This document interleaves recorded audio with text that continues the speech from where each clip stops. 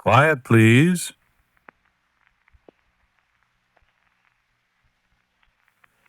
Quiet, please.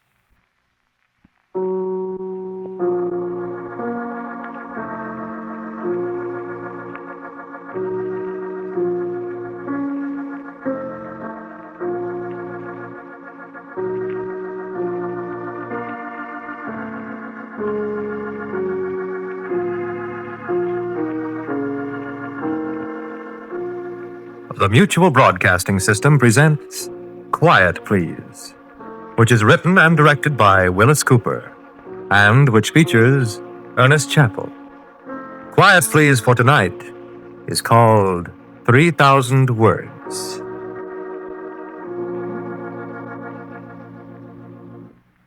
What did you do if you heard a knock on your door some cold winter night? You went to the door and opened it. There was a fella about 3 feet high standing on your front porch in the snow. Jump about 10 feet in the air and yell? Sure, probably. Only Hubert didn't jump. He couldn't. I was as surprised as he was. I saw my brother sitting there in a wheelchair. He saw a dwarf covered with snow looking as if he'd stepped out of a Walt Disney cartoon. And then Virginia come running from the back of the house, and she recognized me right away. Monk, where'd you come from? Hiya, Virginia. Hubert, what's with this wheelchair? What are you doing? Hold it, Virginia. Hubert. Come in, Monk, come in. Why, thanks, friend. Yeah. What's with you, Hubert? What's the wheelchair for? You sick? He's been in that chair 4 years, Monk. Oh, Hubert, what's the matter? Gee, I fell off a train platform. I can't use my legs. Oh, I didn't know that. What do you want, Monk? Virginia, take off your coat, Monk. Yeah, well, thanks, Hubert. Hey, I like this place. We like it. Now sit down. Thanks. Virginia, go make us a drink. Swell. I want You to... heard me, Virginia. Oh. Still don't like me, does she? How'd you find us? Huh? Oh, I ran across an item in the billboard a couple weeks ago, said you were in business here. So I was in Cleveland. I thought I'd run up and take a look at you. Only overnight, you know. What do you want, Monk? You're sure way out in the boondocks, aren't you? We like it. Cost me my last $4 for a taxi out here. You're broke, huh? That. I figured that. How you doing? We get by. There's no show business here, is there? We're not in show business anymore. Oh, No. not much a guy can do in a wheelchair, is there, Hubert? No. Not much. Yeah, it's too bad. Yeah, you're always pretty good with your hands. Like me. Runs in the family, I guess. You never did an honest day's work in your life, Monk. That chance for a guy my size and shape to get an honest day's work. It looks like you're in the same boat now. I work. Doing what? Virginia, Why? hold us drink.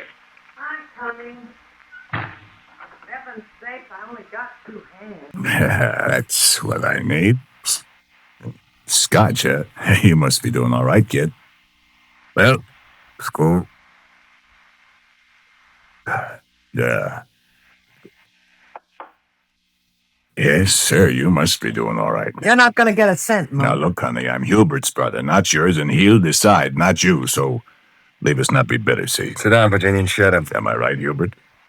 I suppose we're stuck with him. You said it. Hubert, Nix, Virginia.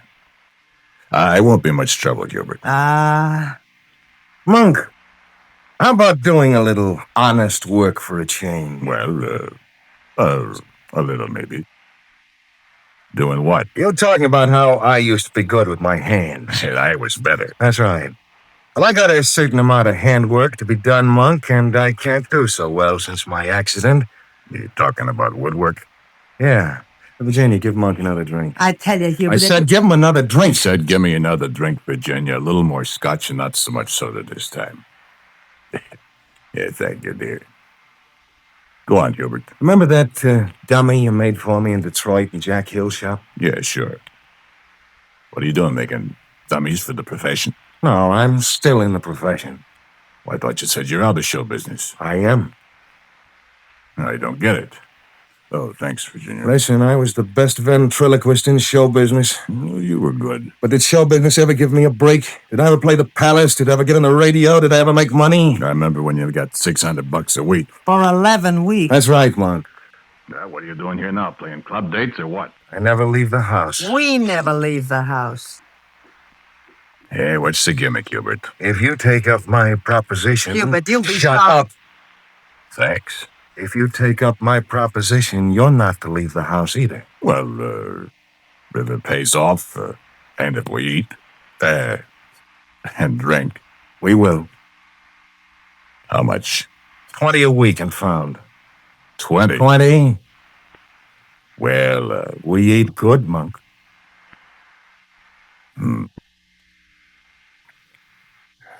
have another shot, Virginia, please. You want one, Hubert? Yeah. Well, I don't get it yet.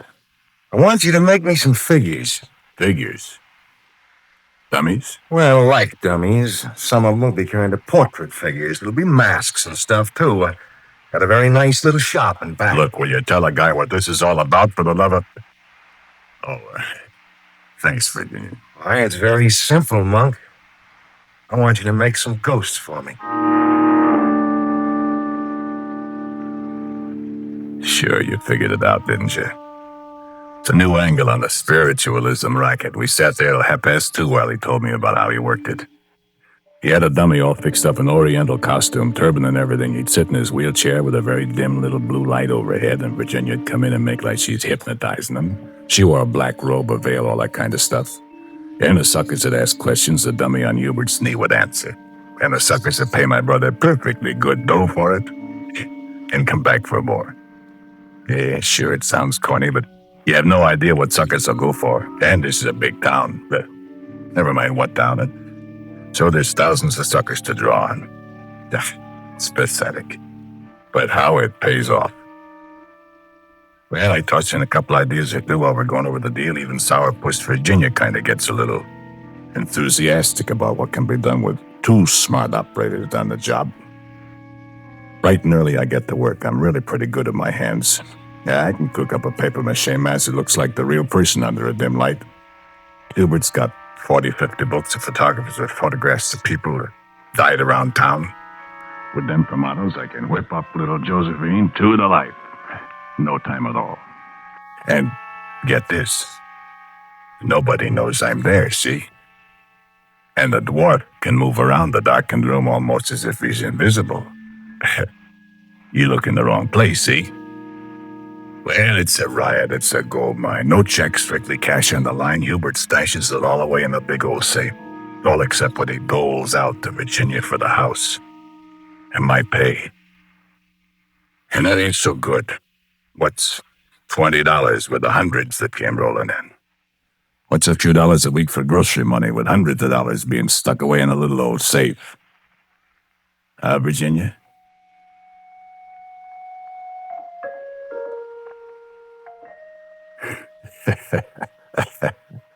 What are you laughing at, Monk? I was just thinking.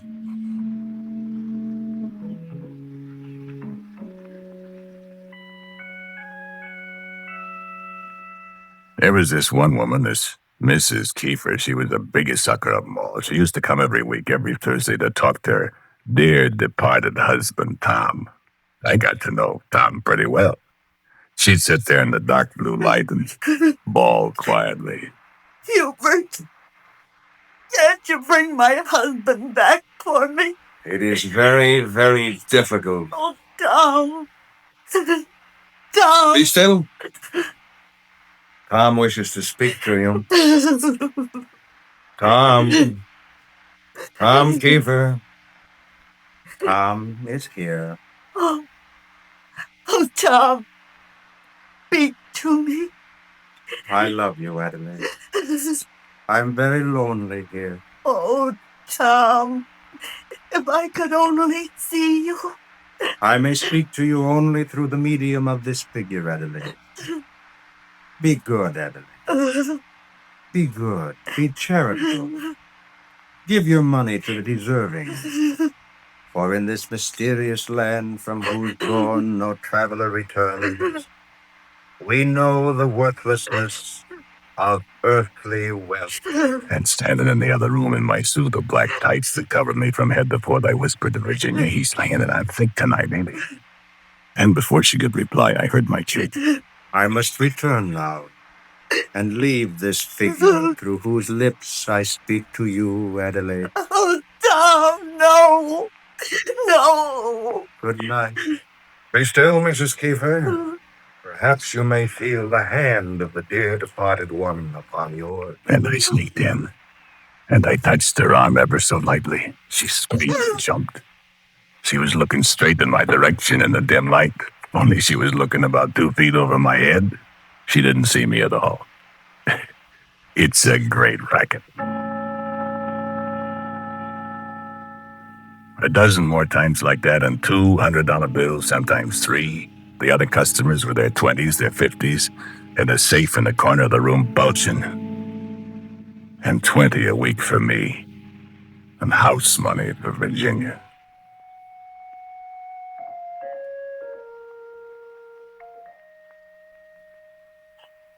And me and Virginia and Hubert with the props put away, sitting and having a drink together. And all of us thinking, I'm thinking about the money. Beautiful money in the safe. I'm thinking about the money. The beautiful money in the safe. I'm thinking about the money.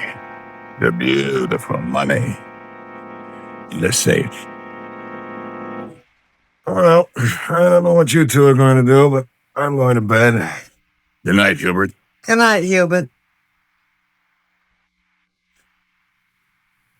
I was wondering something, Virginia. Yeah? I was wondering how long this goes on. What goes on? The $100 bills.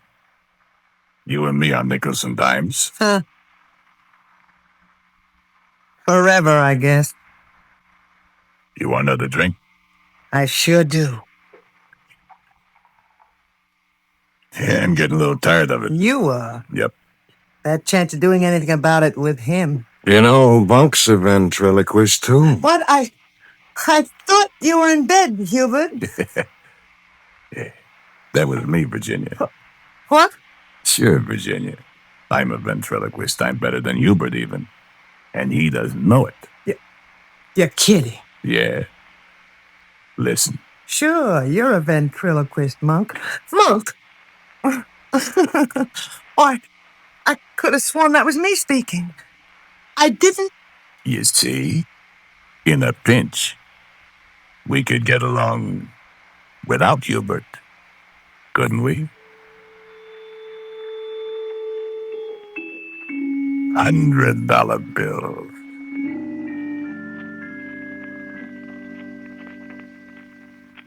Sure, if Hubert happened to leave, I could build a dummy of him. We could just change places. The dummy could sit in the wheelchair and hold the ventriloquist on his lap. I'm about the same size as the dummy he's got. And the oriental clothes that fit me. Who'd know the difference? I can imitate Hubert's voice or anybody's voice. In the dark, Who'd know the difference? the dummy could wear Hubert's clothes. It'd have Hubert's voice, but the dummy wouldn't get the money. We would. We'd know the difference.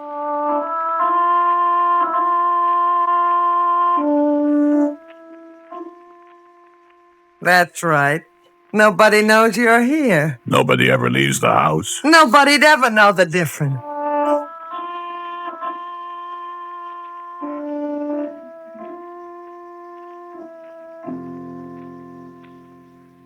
And so, you know, I really wasn't surprised 3 or 4 days later when Virginia came and told me that Hubert had died. Something he ate, it seemed to be.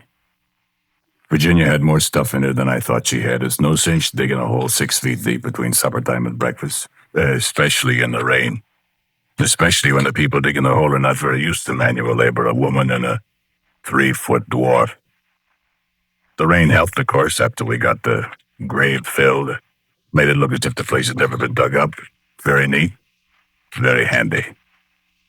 I was pretty tired by daylight, but there wasn't much time to rest. I had to get the dummy made. Virginia had to sew Hubert's clothes on it. And we had to go and open the safe with the combination we found in Hubert's desk. Look at the money. Seen we had to look at it pretty often. And count it. I kept practicing Hubert's voice too. I wanted to be perfect. Listen, Virginia. 7 years ago, our fathers brought forth on this continent a new nation. How's that? Giving me the creeps. Oh, cut it out. Don't do that. Sound exactly like him. Good. Now, my dear Adelaide, if you could see your way clear to leave an extra $1,000 or so with our good friend. That's perfect. You got him exactly. Why, baby, I can imitate anybody. I can even do Virginia's voice. Now, the wheelchair. Move it right over here, Virginia, under the light. Let's try some incense tonight, shall we, just in case? Oh, I'll do all right, but just in case. Here, help me with Hubert. Don't do that. Oh, stop it. It's just a dummy. Looks all right, though, doesn't it? Turn off the main light. Sure, fine. Let's get the head down a little. Okay, Hubert? Like this, Monk? That's it, Hubert. How's that, Virginia? Mm-hmm. How do I look, okay? Okay, I climb up on the dummy's knees. Put the arm around me, Virginia. That's it. Oh, the hands caught my collar. Take it easy, you don't want to choke me.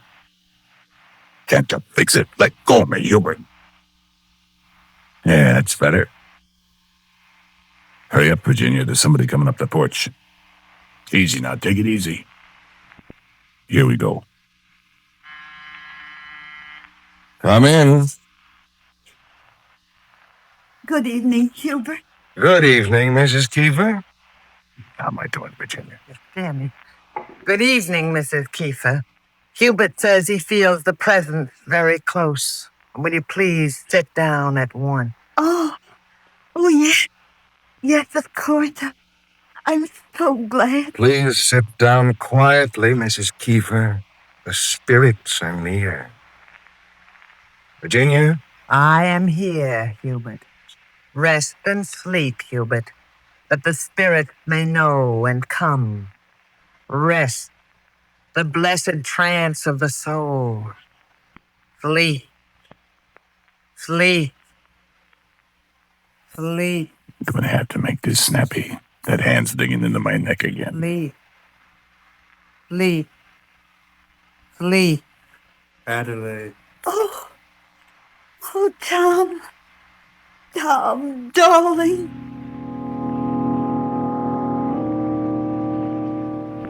The first time, the second time, the third time. I was terrific. And Tom was under control, too. Tom told Adelaide to give away her money, give to a worthy cause, he said. Well, what cause could be more worthy than the cause of the medium that brought Tom's voice back to her from across the Jordan? Why, sure. The third time she left $1,000 with us in Virginia, and I spent quite a while that night just sitting and looking at the money in the battered old safe. And not remembering the $20 a week and the piddling grocery money that used to be ours. It was that third night that I woke up sometime after midnight. I couldn't resist the temptation to go in and open the safe, look at the money again, feast my eyes on it, feel its crispness in my hands.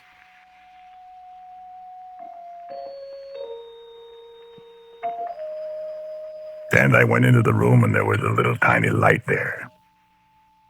But I couldn't see anything for a minute, so I just waited. I just waited and waited. And then I heard a sound. I didn't recognize it at first, but as my eyes got more used to the dimness, I discovered the door of the safe was open. Somebody else couldn't resist temptation. I flipped on the light. Well, my dear Virginia. I was just looking. Where's the money? What? Money? Stop that silly talk. So you were going to scram with it, leave me holding the bag, huh? You get away from Good me. thing I couldn't sleep. Get away! Too bad, Virginia. I'll put it back. No. What are you? Too bad, baby. I'll break you. I'm so glad I learned to imitate your voice, Virginia. Let go of But I me. didn't need Hubert, darling. And I don't need you either.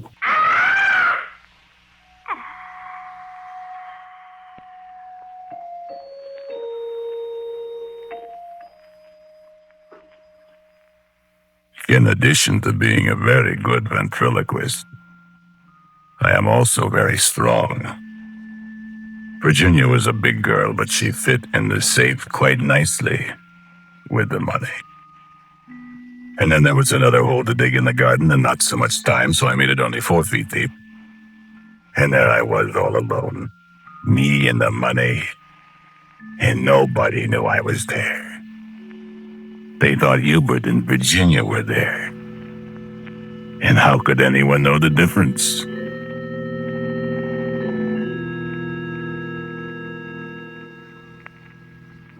Mrs. Kiefer is on the way over. She's got a lot of money to give away tonight. I might just as well have it. Wouldn't you agree? Well, dummy, let's make it good. Okay, Hubert? We'll make it good, brother. We sure will. And that's all, brother. Now, sit still. Let me get set.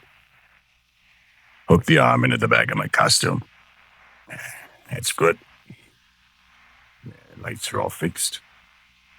Now, when the doorbell rings, Virginia will answer, but Mrs. Kiefer won't see her. Let's see. Come in, Mr. Keeper.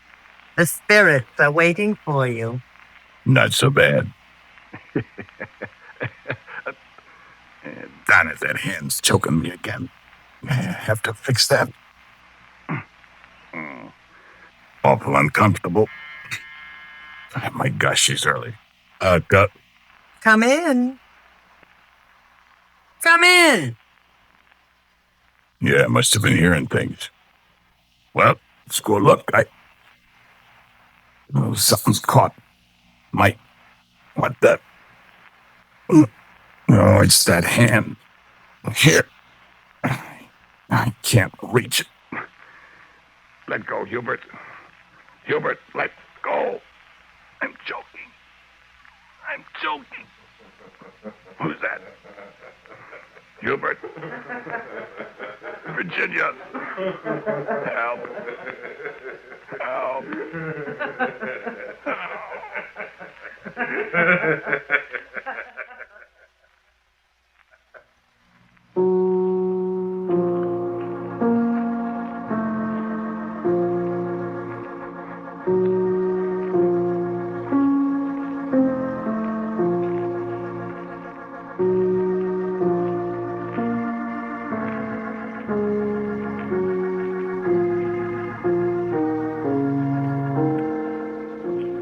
The title of tonight's Quiet Please was 3,000 Words. It was written and directed by Willis Cooper, and the man who spoke to you was Ernest Chappell. And Don Briggs played Hubert. Van Seymour was Virginia. The voice of Tom was Lon Clark. Mrs. Kiefer was played by Kathleen Naday. As usual, music for Quiet Please is by Albert Berman. Now for a word about next week, our writer-director Willis Cooper. Nobody but nobody on tonight's show represented anybody living, dead, or in between. I invented all of them personally. And for next week's story for you is called Motive. And so until next week at the same time, I am quietly yours, Ernest Chappell. This program was heard in Canada through the facilities of the Canadian Broadcasting Corporation. This is the Mutual Broadcasting System.